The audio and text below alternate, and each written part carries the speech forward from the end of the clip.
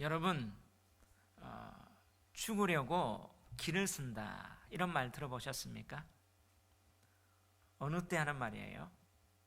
멋모르고 까불거나 정말 잘못된 방향이고 그 결과가 망하게 되는 게 뻔한데 그것을 알고도 포기하지 않고 오히려 집착하며 그곳으로 끝까지 달려가는 그 모습을 빗대어 하는 말이 죽으려고 길을 쓴다, 이 말 아닙니까?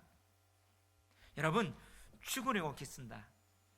근데 이 모습이 삶 속에서도 우리가 보이면요, 저 같으면 도시락 사들고 말리는 그런 성격의 소유자인데, 이런 어떤 모습대로 정말 망하고 이렇게 되면 안 돼 하는데 이렇게 그걸 알면서도 또 똑같이 반복하고 결국엔 그것 때문에 망하게 되는 그 모습들이 삶의 여러 가지 현상들로 우리는 보게 될 때가 있습니다. 그리고 또 부모 입장, 또 먼저 지도자의 입장에서 그런 것들이 보일 때 어떻게 해요? 맞고 싶을 거예요. 바로 또 보이는 거예요. 그런데 이게 이 현실의 모습만 아니라 오늘 성경에 바로 바벨론의 마지막 멸망의 모습, 그 왕자에 앉았던 벨사살이 바벨론 패망하는 모습이 바로 죽으려고 기쓰는 모습으로 분명히 기록되어 있어요. 오늘 이 역사적 기록은요, 바벨론 그 제국이 망할 때 그 모습이 바로 성경에서 어떻게 망했느냐, 진짜 이 멸망의 원인이 뭐냐 보여주는데, 바로 권좌에 앉아있던 최고 통치자가 죽으려고 기쓰는 거예요. 죽으려고 기쓰는데 정말 누구에게 까붑니까? 하나님 앞에 멋모르고 까부는 거예요. 근데 이 죽으려고 기쓰는데 알고도, 정말 망하는 것 알고도 계속 반복하는 그 모습에 하나님이 진짜 심판하는 그 모습을 보여줍니다. 이것이 오늘 다니엘 5장의 모습인데요, 우리는 너무나 잘 알죠. 이 다니엘 5장의 이 모습, 바벨론 제국의 마지막 멸망의 모습, 손가락이 나왔다, 손가락이 글을 썼다. 어릴 때부터 여러분, 손가락이 왜 하나님께 특별히 이렇게 손가락으로 글을 썼을까요? 근데 느부갓네살은, 이 아들 바로 느부갓네살 후손 벨사살은요, 마지막 바벨론의 왕이었는데 그가 어떻게 해요? 그냥 망하는 게 아니라 진짜 하나님 앞에 죽으려고 기쓰는 모습이 보여지는 거예요. 이 모습이 그냥 역사의 마지막 그 모습만 보일까요? 오늘 이 본문이, 오늘 이렇게 기록된 또 하나님의 그 메시지, 그 뜻이 무엇일까요? 저는 이 본문을 통하여 오늘 우리에게 주시는 메시지가 두 가지로 봅니다. 바로 첫째, 오늘 이 본문이 주시는 메시지, 성경의 예언대로 반드시 바벨론은 멸망한다는 것을 보여주는 거예요. 여러분 따라합시다. 성경의 예언대로 반드시 바벨론은 멸망한다. 아멘. 여러분, 하나님이 하나님 되신다. 하나님은 보입니까? 안 보입니까? 안 보여요. 근데 하나님이 안 보이는 그 하나님이 진짜 하나님 되신다. 이걸 객관적으로 어떻게 하나님이 하나님 되신 것을 나타내 줄 수 있어요? 그는요, 역사 가운데 하나님이 예언을 선포합니다. 근데 그 예언이 어떻게 해요? 실제로 역사 가운데 이루어질 때 그것은 뭐예요? 하나님이구나. 여러분, 미래의 일들은 하나님 아니면 정확히 모릅니다. 근데 보이지 않는 하나님이 이 세상 가운데 하나님이 진짜다, 객관적으로 내가 창조주다, 내가 이 역사를 주관한다, 그 하나님의 객관성을 어떻게 드러났냐면 하나님이 미래의 일들을 먼저 선언해요. 그것이 예언으로 기록된 거예요. 이게 이사야 41장에 보면 하나님이 이렇게 말해요. 하나님의 하나님됨을 내가 예언으로 선포한다. 너희는 그 예언을 깊이 살펴보라. 근데 이 예언이 그대로 이루어지면 성취가 일어났죠. 근데 그 당시 사람들은요, 예언이 이루어지고 그것이 이루어질 때는 잘 몰라요. 그때는 이것이 허겁지겁 생존하고 이 예언이 이루어지는지는 잘 몰라요. 지나가면 다시 보니까 그것이 뭐예요? 이루어졌구나. 그 지나가서 다시 한번 그 사건들을 다시 한번 기록하고 찾아보는 것을 뭐라고 합니까? 역사라고 해요. 예언과 역사, 여기에서 하나님의 말씀이 그대로 이루어진다. 이걸 통해서 믿거나 안 믿거나, 믿는 사람이거나 안 믿는 사람이거나, 이걸 통해서 하나님이 하나님 되심을 객관적으로 뭐예요? 증거하신다는 사실이에요. 아멘. 자, 이런 맥락 속에 오늘 본문은요, 바벨론의 멸망의 사건을 기록하고 있습니다. 바로 바벨론의 심판의 시간이 다가온다고 하는데, 이거는요 실제 역사적으로 BC 539년 10월 5일 밤에 메대의 왕 다리오라는 말은 이름이 아니라 왕의 칭호예요. 다리오라는 말은 왕이다. 바로 이집트 애굽의 왕을 파라오, 로마의 왕을 가이사 하는 것처럼 바로 다리오는 왕이라는 칭호예요. 메대의 왕이 바로 BC 539년 10월 5일에 바벨론 성을 급습합니다. 둘러쓰고 그때 바벨론을 멸망시키는 이 사건이 오늘 5장 30절 31절에 기록된 이 사건이 역사적으로 실제로 일어났던 사건입니다. 그런데 역사적으로 일어난 이 사건이 100년 전에 바로 하나님의 선지자 이사야를 통해서 하나님이 계시해 줍니다. 이사야가 하나님의 계시를 받아 그 미래에 일어날 일을 선언합니다. 예언이죠. 그 100년 전에 하나님이 계시했던 그 예언이 기록되어 있습니다. 이사야서에. 바로 이사야 13장은 바로 바벨론의 멸망을 예언하는 성경이에요. 그리고 47장에도, 그리고 예레미야에도 기록되어 있는데, 이사야 13장 이 집에 가서 13장 전체가 바벨론 멸망에 대한 이사야의 예언이에요. 100년 전에 있었던 선지자입니다. 이 사건 100년 전에. 그 내용을 우리가 한번 살펴볼 텐데요. 17절, 18절, 19절 한번 읽어봅시다. 시작. 보라, 은을 돌아보지 아니하며 금을 기뻐하지 아니하는 메대 사람을 내가 충동하여 그들을 치게 하리니, 메대 사람이 활로 청년을 쏘아 죽이며 태의 열매를 긍휼히 여기지 아니하며 보지 아니하리라. 19절. 열국의 영광이요 갈대아 사람의 자랑하는 놀이개가 된 바벨론이 하나님께 멸망당한 소돔과 고모라 같이 되리니. 할렐루야. 지금 뭐예요?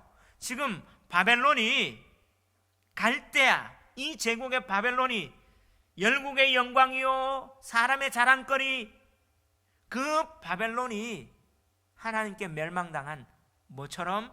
소돔과 고모라처럼 멸망하는데, 누구한테? 메대. 자, 메대라는 나라, 그 메대라는 나라는요, 그 당시 바벨론이 역사적으로 보면 정략적으로 관계했던 그 나라인데, 이 메대라는 나라가 산지를 정복하는 나라예요. 바벨론이 전 세계를 통치할 때 이 메대의 왕 다리오가 지금 뭐예요? 바벨론 성을 포위하고 둘러싸고 바벨론을 멸망시키는 거예요. 그런데 멸망시킬 때 어떻게 멸망한다고요? 소돔과 고모라. 여러분, 소돔과 고모라, 우리는 창세기의 사건을 너무 잘 압니다. 소돔과 고모라가 뭐 때문에 멸망했습니까? 동성애. 바로 음란의 극치 때문에 하나님이 그 소돔과 고모라, 그 당시에 문명이 발달했고 큰 성이었던 그 소돔과 고모라를 하나님의 심판이 임했다는 거예요. 오늘 바벨론도 소돔과 고모라처럼 메대 나라를 하나님이 사용해서 멸망시킨다고 100년 전에 이사야 선지자를 통해서 바벨론의 멸망을 예언합니다. 근데 그 예언이 오늘 다니엘서 5장에 바벨론의 멸망의 상황이 그대로 성취되고 있어요. 자, 100년 전에 그 이야기를 하나님이 가르쳐줬고 역사에 실제로 일어났다면 하나님은 어떤 하나님이에요? 역사의 주권자이십니다. 할렐루야. 그걸 보여주는데, 자, 오늘 벨사살이 지금 뭘 하고 있습니까? 1절 2절 한번 읽어봅시다. 시작. 벨사살 왕이 그의 귀족 1000명을 위하여 큰 잔치를 베풀고 그 1000명 앞에서 술을 마시니라. 벨사살이 술을 마실 때에 명하여 그의 부친 느부갓네살이 예루살렘 성전을 탈취하여 온 금은 그릇을 가져오라 명하였으니 이는 왕과 귀족들과 왕후들과 후궁들이 다 그것으로 마시려 함이었더라. 지금 벨사살이 뭘 하고 있습니까? 잔치를 열었어요. 여러분, 우리가 이 벨사살이 잔치를 열었던 이 이야기, 이 사건, 잘 돼서 연 사건이 아니에요. 왜냐하면 자, 5장 30절 보면요, 자 30절 한번 31절 한번 읽어봅시다. 시작. 그날 밤에 갈대 왕 벨사살이 죽임을 당하였고 메대 사람 다리오가 나라를 얻었는데 그때 다리오는 62세였더라. 지금 메대 사람 다리오가 갈대 왕, 지금 바벨론 왕 벨사살을 지금 죽였죠. 이 당시에 지금 상황에는요, 지금 메대 나라가 바벨론 성을 지금 둘러싸고 있는 상황이었어요. 전쟁에 있는 상황이었어요. 바벨론 성이 포위된 상황에 지금 뭘 열었습니까? 잔치를 열었어요. 그리고 귀족들 1000명을 베풀었습니다. 술 마십니다. 그런데 이 잔치가 우리가 생각하는 화려한 연회가 아니고 바로 음란한 주지육림의 파티였습니다.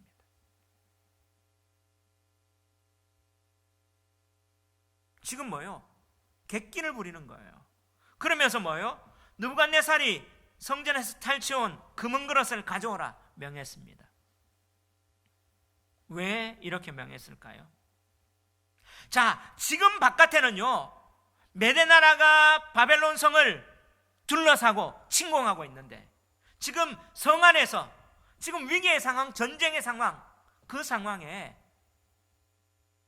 벨사살이 왜 이런 잔치를 베풀고 예루살렘 성에 느부갓네살이 탈취한 은근 기명을 가져오라고 하면서 이렇게 했을까요? 자, 원래 일반적인 상식으로는요, 지금 그 도성이 공격당하고 포위당했을 때 어떻게 합니까? 긴장하고 오히려 전투태세를 완비하고 비상령을 내리고 어떻게 해요? 그렇게 모든 국민들, 그리고 군인들, 그리고 귀족들, 왕족들은 회의를 하거나 긴장하거나, 그런데 오히려 반대의 상황을 지금 연출하고 있어요. 이건 아이러니하지 않습니까? 그죠? 근데 이거는요, 벨사살이 지금 죽으려고 기쓰는 모습이에요. 왜냐? 지금 메대 나라가 포위하고 있는데 자기는 뭐예요? 객기를 부리는 거죠. 우리 느부갓네살 왕이 전 세계를 패권을 가진 이 나라는 강대한 나라예요. 아무리 메대가 저렇게 우리를 둘러싸도 우리 성은 망하지 않아. 그러면서 뭐예요? 그 당시에 고대 전쟁은 신들이 그들을 보호한다고 생각했어요. 그 유대의 신, 그 당시 최고의 가장 컸던 성전, 솔로몬의 성전이 고대 근동에서 가장 큰 건축물이었거든요. 성전을 파괴하고 그 성전에서 어떻게 전쟁을 우리 신이 이겨서 하면서 성전에 신상을 갖고 와야 되는데 여호와의 성전은 상이 없죠. 그래서 뭘 갖고 왔어요? 은근 기명을 갖고 왔잖아요. 그때 우리가 예루살렘의 저 유다의 성전을 부수었던 우리 신이 승리의 신이야 하면서 은근 기명을 갖고 술잔을 빨고 그때 그 신이 우리는 이긴다. 뭐예요? 오히려 객기를 부르며 백성들한테 허세를 부리는 거죠. 허세를 부리는 거예요 지금. 그러면서 뭐합니까? 그냥 한 게 아니라 귀족 1000명이 큰 잔치를 베풀고 1000명, 바로 그 1000명 앞에 술을 마시는, 이건 뭐냐 하면 그냥 파티가 아니라 성적으로 난무한 그런 파티입니다. 결국에는 바벨론이 멸망한 이유가 뭐냐? 음탕함이죠. 귀족들이 지금 음란의 파티를 벨사살이 열고, 그리고 뭐예요? 하나님을 대적하고 하나님을 만홀히 여기고 하나님 앞에 만만히 여기는 그들. 자, 귀족이 1000명이 모였고 후궁과 왕후들이 모였어요. 고대 역사에 은나라가 어떻게 망합니까? 주지육림의 파티로 망해요. 세상에서 하나님께서 멸망할 때는 이렇게 음탕하고 타락할 때는 하나님 심판이 많은 거예요. 자, 동방의 그 중국 예를 제외하고도 지금 이사야가 예언했던 창세기 시절에, 아브라함 시절에 소돔 고모라가 어떻게 망했습니까? 바로 음란함의 극치 때문에 하는 망한 거 아니에요. 이걸 통해서 자, 벨사살은 뭐예요? 하나님에 대한 대적하면서 그 역사의 교훈들을 보지 않습니다. 오히려 나의 심, 귀족들에게 어떻게 해요? 객기를 부르며 오히려 허세를 부르며 이렇게 쾌락을 제공하면서, 근데 우리나라는 더 강할 거야 하며 허세를 부릴 때 하나님이 어떻게 해요? 멸망시키는 거예요. 근데 손가락이 나와서 그 하나님의 예언대로 그대로 이루어지는 겁니다. 그러면서 3절에 보면 이에 예루살렘 하나님의 전 성소 중에 탈취하여 온 금그릇을 가져오매 왕이 그 귀족들과 왕후들과 후궁들과 더불어 그것으로 마시더라. 그들이 술을 마시고는 그 금, 은, 구리, 쇠, 나무, 돌로 만든 신들을 뭐하니라? 찬양하니라. 다시 말하면 뭐예요? 우리 신이 최고야, 자 즐겨 하면서 뭐예요? 하나님에 대한 대적이에요. 이 음탕함은요, 오늘날 이렇게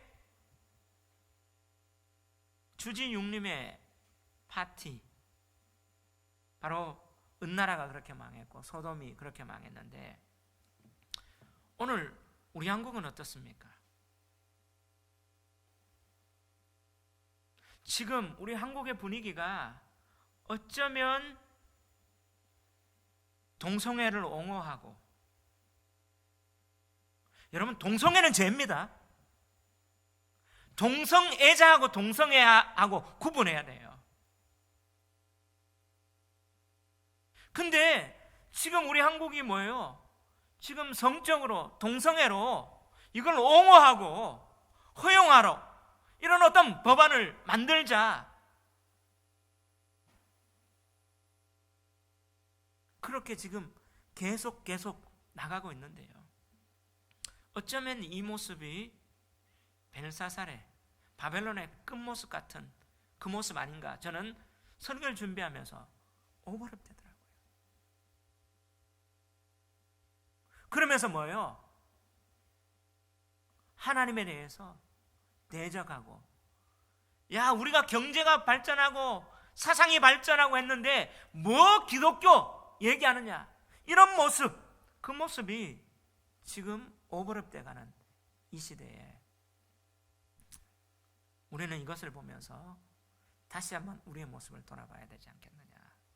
자, 오늘 여기에서 벨사살은요, 왕으로서, 여러분, 왕은요, 역사를 알고 여러 가지 학문과 여러 가지 무예와 여러 가지 것들을 다 배우는, 사실 엘리트 중에 엘리트 아닙니까? 하나님이 이 일을 뭐예요? 경고했어요. 자, 이사야를 통해 100년 전에 예언했던 그 사실은 벨사살이 모를 수 있어요. 그죠?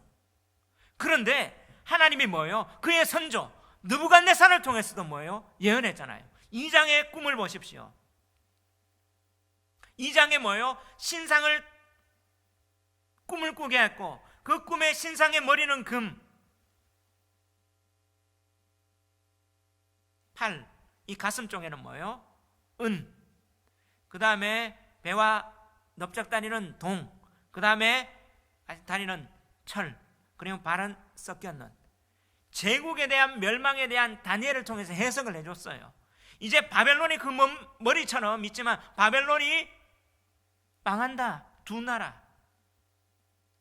바로 이런 어떤 하나님의 계시를 통해서 알려줬어요. 그 느부갓네살이 뭐합니까? 또 객기를 부렸어요. 신상을 3장에 만들었습니다. 4장에 뭐예요?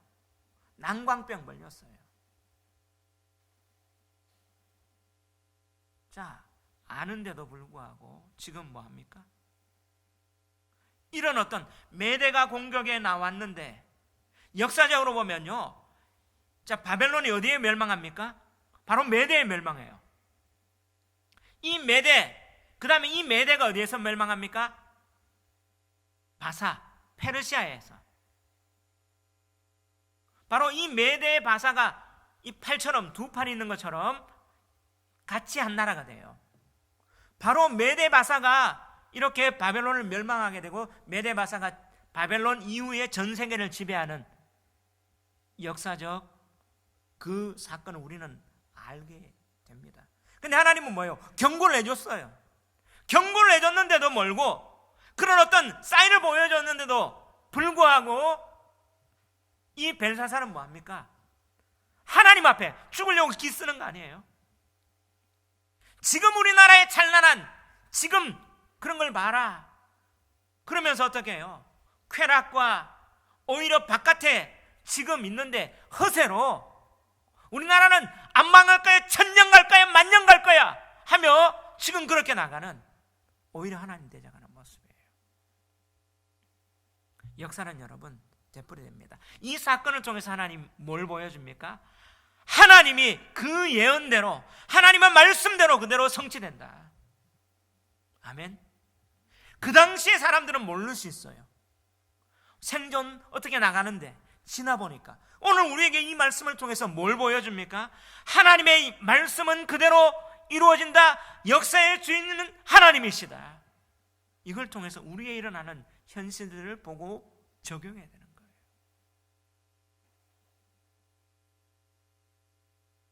자, 두 번째 오늘 본문이 주고자 하는 메시지가 뭡니까?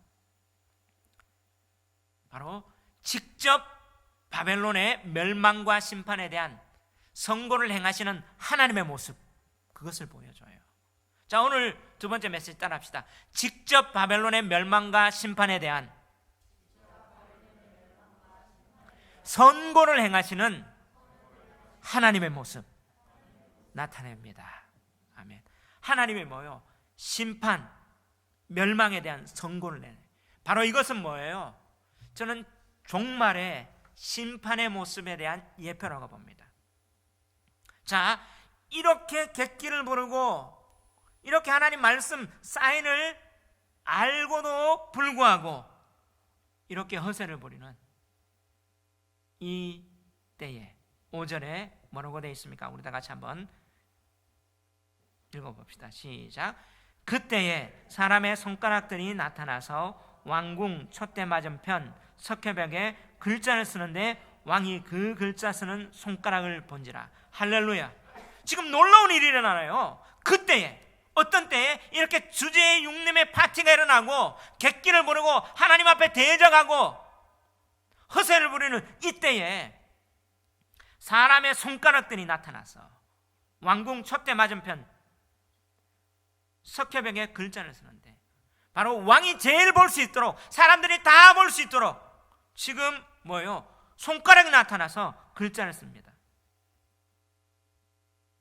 여러분, 오늘 이 사건, 이 놀라운 정말 경이로운 사건, 이것의 의미가 뭘까요? 하나님이 이제 바벨론 멸망에 대한 선고를 직접 내리시는 거예요. 이 하나님을 망령되이 일컫는 이 자리에 하늘부터 하나님의 심판의 선고문이 딱 하달되는 거예요. 멸망이다. 그때가 언제입니까? 성 밖에서는 매대 바로 이 연합군이 공격해 옵니다. 위기 상황에. 여러분, 이렇게 되면 일반적으로 다른 성경에 보면 니느웨가 멸망이 선포될 때 어떻게 회개하고 정말 자기들이 겸비하고 어떻게 나갈까 이렇게 허리띠를 졸라매는 그러면 하나님이 불쌍히 여겨주는데, 지금 여기는 뭐예요? 오히려 더 도발하는 거죠. 하나님 앞에. 그때 하나님이 참다 심판합니다. 근데 사람의 손가락이 나타나서 이렇게 됐는데, 원어에 보면 손가락이 툭 튀어나와서 이렇게 돼 있어요. 우리 번역이 지금 너무 아주 약하게 번역했어요. 원어에 손가락이 툭 튀어나와서, 갑자기 튀어나왔다. 여러분, 성경에 하나님의 손가락이 글 쓰는 장면이 어디에 있습니까? 십계명이죠. 십계명에서 하나님이 어떻게 해요? 딱 하나님이 언약에. 그리고 뭐예요? 지금 여기에 하나님은요, 구원과 심판에 대한 선언을 지금 하는 거예요. 그런데 오늘 여기에서 기록됐는데, 신약에 하나님이 손가락이 글을 쓰는 장면이 있어요. 어디입니까? 요한복음 8장에 현장에서 간음하는 여인, 그러니까 돌로 치라 할 때 예수님은 땅에 손가락으로 글자를 써요. 바로 이때는 심판과 구원이 동시에 행해지는. 그런데 오늘 이 손가락은 뭐예요? 심판의 장면입니다. 왜 하나님이 지금 오히려 느부갓네살에게는 뭐예요? 하나님이 이 사인을 꿈속에 보여주고 다른 통해서 보여주는데, 왜 하나님이 오늘 벨사살에게는 손가락을 통해서 이 많은 사람들 앞에서 보여주었을까요? 이것은 하나님이 공개적인 심판, 공식적인 심판이라는 거예요. 하나님의 선고문이 지금 하달된다는 거예요. 이건 벨사살 왕 혼자만 심판받는 게 아니라 여기에 모인 모든 사람이 함께 심판받는다는 그 모습입니다. 중요한 건요, 어디에 속해 있느냐? 어디에 속해 있느냐? 중요한 거예요. 믿음은요, 어디에 속해 있느냐? 심판은 하나님 벨사살에게 행한다 하지만 그 속에 있는 그들에게 모두 같이 행하는 거예요. 중요한 건 믿음은 소속입니다. 어디에 속해 있느냐? 보여주는 거죠. 이때 벨사살의 반응이 어땠습니까? 6절, 7절, 한번 8절, 9절인데요. 우리 다 같이 한번 6절, 7절, 8절, 9절 다 같이 읽어봅시다. 시작. 이에 왕의 즐기던 얼굴빛이 변하고 그 생각이 번민하여 넓적 다리 마디가 녹는 듯하고 그의 무릎이 서로 부딪힌지라. 왕이 크게 소리질러 술객과 갈대아 술사와 점장이를 불러오게 하고 바벨론의 지혜자들에게 말하되 누구를 막론하고 이 글자를 읽고 그 해석을 내게 보이면 자주색 옷을 입히고 금사슬을 그의 목에 걸어주리니 그를 나라의 셋째 통치자로 삼으리라 하니라. 그때 왕의 지혜자가 다 들어왔으나 능히 그 글자를 읽지 못하며 그 해석을 왕께 알려주지 못하는지라. 그러므로 벨사살 왕이 크게 번민하여 그의 얼굴빛이 변하였고 귀족들도 다 놀라니라. 지금 벨사살이 어떤 반응합니까? 즐기던 얼굴빛이 변하고 생각이 변민하고 넓적다리 마디가 녹는 듯하고 그의 무릎이 서로 부딪힌지라. 여러분, 무릎이 서로 부딪힌다. 어떤 때요? 극도로 두려울 때. 바로 이렇게 자기가 허세를 부리고 객기를 부리고 죽으려고 기쓸 때, 진짜 딱 하나님의 선고가 있을 때 뭐예요?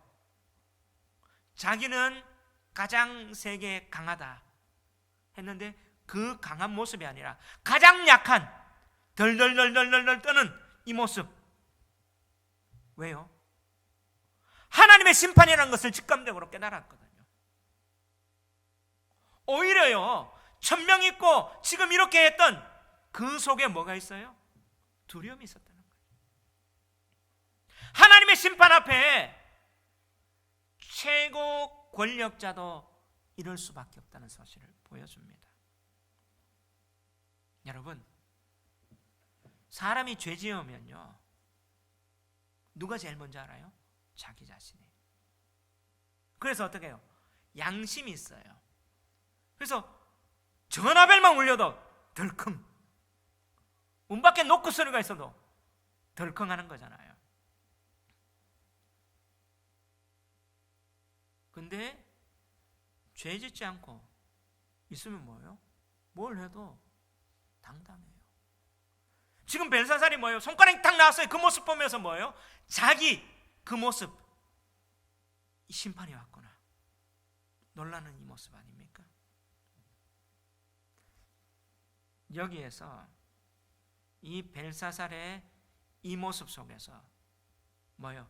하나님의 이 선고 가운데 하나님은 그럼에도 불구하고 기회를 주시는 분이에요. 근데 벨사살이 뭘 합니까?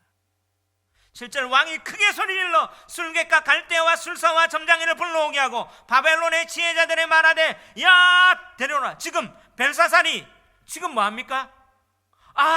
직감적으로 자기가 죄를 지었고 하나님의 선고가 왔다 알게 되면 뭐예요? 이거는 신적인 일이고 영적인 일이잖아요. 그때 꼬꾸라지면서 이걸 어떻게 할까? 회개하거나 통회하거나 일어나기 위해서 어떻게 해요? 뉘우치거나 돌이키거나 그런 반응을 보여야 되는데 지금 뭘 합니까? 사람 찾는 거죠. 자, 지금 계속 반복되는 모습입니다. 느부갓네살도 그렇고 벨사살도 그렇고 자기 사람을 찾는 거예요. 하나님의 뜻이 계시되고 있고 하나님의 지금 역사가 일어났고 하나님의 선고가 있는데 사람 부릅니다. 해결됩니까? 안 돼요. 그러면 여기에서 우리에게 적용할 거, 하나님이 여러 가지 사인들을 보여주셔요. 이런 일을 보여주시는데 이 영적인 일은 누구 앞에 해결해야 돼요? 영적으로 하나님 앞에 해결돼야 되는데 지금 망하려는 사람은 뭐예요? 영적인 일을 사람 찾고 사람에게서 해결하려고 지금 하고 있습니다. 그럼 이걸 통해서 우리는 다시 한번 역사의 교훈을, 또 성경의 교훈을 알아야 되는데 하나님이 우리에게 어떤 여러 가지 사인을 주십니다. 영적인 일로 보여주십니다. 그럼 뭐로 찾아야 돼요? 영적인 일로 찾아야 돼요. 사람 찾으면 안 돼요. 지금 뭐예요? 사람 찾으려고. 8절에 보니까 그때 왕의 지혜자가 다 들어왔으나 능히 그 글자를 읽지 못하며 그 해석을 왕께 알려주지 못하는지라. 다니엘서에 반복되는 게 뭐예요? 하나님의 그 사건, 하나님의 역사는 하나님의 영적인 일로 해결해야 된다. 누가 해결합니까? 다니엘이 해결하는 거예요. 현실적으로 크게 보이고 현실적으로 강하게 보이는 그 모습이 아니라 영적인 일은 영적인 일로 해결하라. 이게 지금 메시지인데, 지금 계속 멸망하고 반대되는 느부갓네살이나 벨사살은 지금 뭐예요? 사람 찾고 영적인 일로 세속적으로 지금 해결하려고 계속 하는데, 답은 뭡니까? 해결 안 된다는 거예요. 그들의 제자가 다 들어왔잖아. 능히 그 글자를 읽지 못한다. 그러면서 자기는 뭐예요? 7절에 왕이 크게 소리질러 술객과 갈대와 술사와 점쟁이를 불러오게 하고 바벨론의 지혜자들에게 말하되, 지금 또 더 뭐합니까? 사람 찾고 내가 어떤 대가를 주면 해결하겠다. 물질로 해결하고, 아니면 다른 어떤 대가로 해결하려고 말하되, 누구를 막론하고 이 글자를 읽고 그 해석을 내게 보이면 자주색 옷을 입히고 금사슬을 그의 목에 걸어 주리니 그를 나라의 셋째 통치자로 삼으리라. 지금 뭐예요? 이 해결책을 하면서 자주색 옷 입힌다는 말은 왕족만 입을 수 있어요. 신분 상승해 주겠다. 금사슬 그의 목에 걸어 주겠다. 이 말은 뭐예요? 물질 주겠다는 거 아니에요. 그 다음에 그를 나라의 몇째 통치자로 삼는다? 셋째 통치, 권력 주겠잖아. 지금 그의 머릿속에 나오는 거는 뭐예요? 영적인 일 가운데 하나님이 직감했다나요. 후들후들 들리면서. 그런데도 자기는 육적인 일로, 신분 상승, 물질로, 그리고 권력으로 이거 해결해야겠다.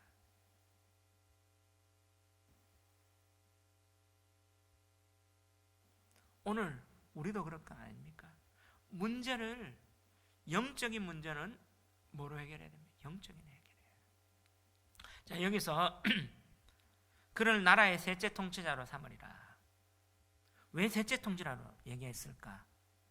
여기에서 우리가 한번 알고 가야 되는데, 역사가들은 이 다니엘서가 잘못 기록되지 않았나. 왜냐하면 바벨론의 마지막 왕이 누구냐? 나보니두스거든요. 근데 지금 다니엘서는 뭐예요? 벨사살이라고 기록되어 있어요.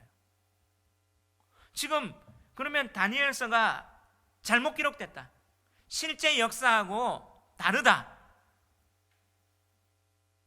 이렇게 말하고 있는데요. 지금 근데 그렇게 해서 다니엘서가 역사적 사실이 아니라 이 5장이 어쩌면 허구적 사실을 기록한 거 아니냐, 이렇게 말했는데, 오히려 진짜 바벨론의 패망의 그 원인을 오늘 다니엘서가 말해줘요. 왜 그러냐면 1924년에 스미스라는 학자가 대영 박물관에 보관되어 있는 발굴된 그 서령 문자판을 해독하는 거예요. 바로 나보니두스 운문 기록으로 보이는 이 기록 서령 문자판을 발굴했는데 이걸 해석합니다. 그것을 해석한 내용이 출판되는데요, 이 내용을 딱 보고 나서 다니엘서가 진짜다. 왜냐하면 그 내용에 이렇게 기록되어 있어요. 한번 읽어드릴게요. 그는 나보니두스입니다. 진영을 가장 많이 하는 아들 맏아들 벨사살에게 맡겼으며 전국 각지에 있는 군대에게 그의 명령을 따르도록 지시하였다. 그는 모든 것을 맡기고 왕권을 그에게 위탁한 다음 그 자신 나보니두스는 긴 원정길에 올랐으며 아카드의 군대는 그와 함께 진군하였다. 그는 서쪽에 멀리 떨어져 있는 대마로 향했다. 이 내용에 이 말은 뭐냐면, 나보니두스 제3년에 일어났던데, 나보니두스가 2년 동안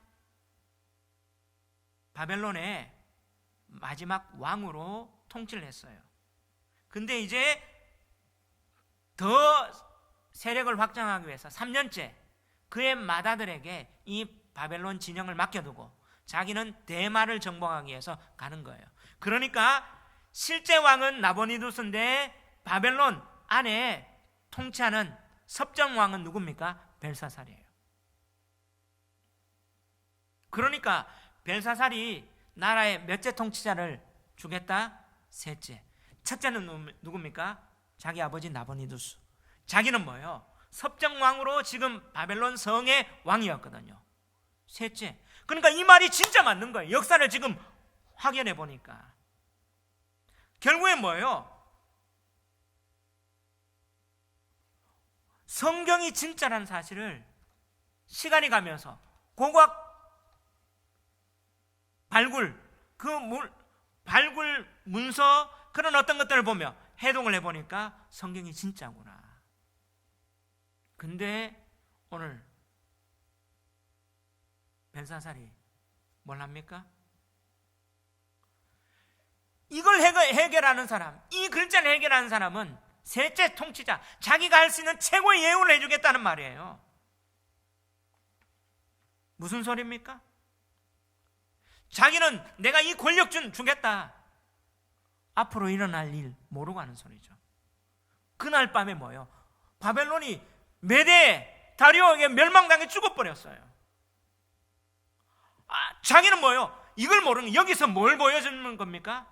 내가 아무리 물질이 있고 권력이 있고 신분 상승해도 다음날 되면 죽음 끝인 거예요. 아무 소용이 없는데 우리 인생을 보여줘요.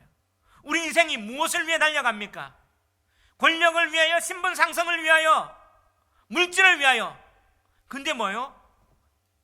그 다음날 벨사살이 죽습니다. 아무 소용이 없어요. 근데 다니엘은 뭐예요? 이런 거 필요 없습니다. 이런 거 없어도 나 하나님 말씀대로 이걸 알려드리겠습니다. 다니엘의 자세는 이거였어요. 우리 인생 뭘 위해 살아갑니까? 요즘 젊은이들의 꿈이 뭐냐? 건물주래요. 건물주애가 내가 평생 물질 걱정 없이 살고 싶다. 그리고 내가 권력 잡고 싶다. 신분 상승하고 싶다. 그 다음에 뭐예요? 죽으면 끝인데요. 바로 그 다음 날도 모르는데 자기는 뭐예요? 내가 여기에 셋째 취재하다 뭐 이거 주면 다 할 거야. 무엇을 보여줍니까? 심판 이후에 우리 인생의 모습을 지금 이 벨사살을 통해서 보여주는 거예요. 결국에는 이 패망하는 모습, 이걸 통해서